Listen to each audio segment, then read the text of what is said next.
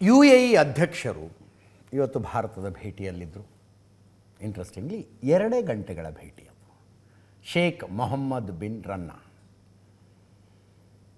ದೆಹಲಿಯ ಪಾಲಂ ಏರ್ಬೇಸಿಗೆ ಬಂದಿಳಿದ್ರೆ ಸ್ವತಃ ಪ್ರಧಾನಿ ನರೇಂದ್ರ ಮೋದಿ ಮತ್ತೊಮ್ಮೆ ಬಿಡಿಸಿಡಬೇಕು, ಶಿಷ್ಟಾಚಾರಗಳನ್ನು ಬದಿಗೊತ್ತಿ. ಇದು ನಡೀತಾ ಇರುತ್ತೆ ಆವಾಗವಾಗ.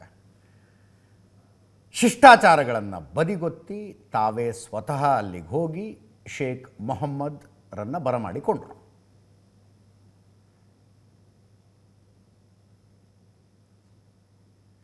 ಇದೇನೋ ಅಂದರೆ ಏನೋ ಮಾತಾಡೋದಕ್ಕಿದೆ, ಒಂಚೂರು ಅರ್ಜೆಂಟ್ ಬಂದು ಹೋಗಿ ಅಂತ ಕರೆದಂಗಿತ್ತು ಈ ಭೇಟಿ. ಆನಂತರ ಒಂದೇ ಕಾರಲ್ಲಿ ಹೋದರು.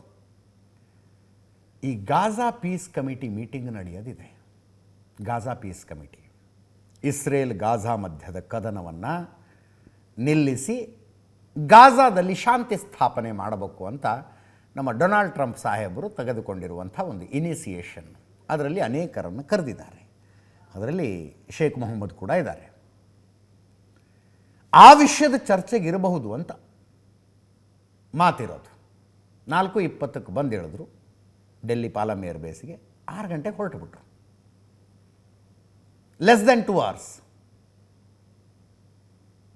ಅದರ ಮಧ್ಯದಲ್ಲಿ ಅನೇಕ ಆಫಿಷಿಯಲ್ ಚರ್ಚೆಗಳು ನಡೆದು ಪಾಲಂ ಏರ್ಬೇಸಿಗೆ ಹೋಗಿ ಪ್ರಧಾನಮಂತ್ರಿ ನರೇಂದ್ರ ಮೋದಿಯವರು ಬರಮಾಡಿಕೊಂಡು ಒಂದೇ ಕಾರಲ್ಲಿ ಪ್ರೈಮ್ ಮಿನಿಸ್ಟರ್ ಆಫೀಸಿಗೆ ಬಂದಿದ್ದು ಇಂಟ್ರೆಸ್ಟಿಂಗ್ ಇತ್ತು.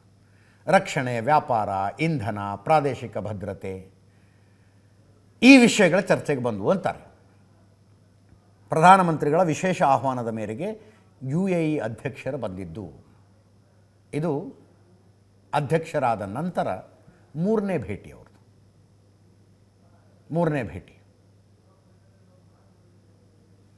ಇರಾನು ಅಮೇರಿಕ ಮಧ್ಯದಲ್ಲಿ ಗಲಾಟೆ ಆಗ್ತಿದೆ. ಗಾಜಾ ಸ್ಟೆಬಿಲಿಟಿ ಬರ್ತಿಲ್ಲ. ಯಮನ್ನಲ್ಲಿ ಸಮಸ್ಯೆಗಳ ಬಗೆಹರಿತಾ ಇಲ್ಲ. ಈ ಸಂದರ್ಭದಲ್ಲಿ ಗಾಜಾ ಪೀಸ್ ಕಮಿಟಿ ಅಂತ ಒಂದು ಇನಿಷಿಯೇಟಿವನ್ನು ಡೊನಾಲ್ಡ್ ಟ್ರಂಪ್ ತಗೊಳ್ಳೋದಕ್ಕೆ ಹೊರಟಿದ್ದಾರೆ. ಆ ವಿಷಯದ ಚರ್ಚೆ ಆಗಿದೆ ಅಂತ ಸುದ್ದಿ ಇದೆ. ಬಟ್ 2 ತಾಸಿಗೆ ಒಂದು ದೇಶದ ನೇತೃತ್ವ, 7 ದೇಶಗಳ ಒಕ್ಕೂಟದ ನೇತೃತ್ವ ವಹಿಸಿಕೊಂಡಂಥವ್ರು ಬಂದು ಹೋಗಿದ್ದು ಒಂದು ಇಂಟ್ರೆಸ್ಟಿಂಗ್ ಅನಿಸಿದ ಕಾರಣಕ್ಕಾಗಿ ಹೇಳ್ತಾ ಇದ್ದೀವಿ ಅಷ್ಟೇ.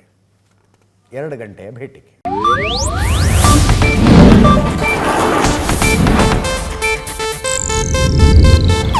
ಇದು ಏಷ್ಯಾನೆಟ್ ನ್ಯೂಸ್ ನೆಟ್ವರ್ಕ್ ಪ್ರಸ್ತುತಿ.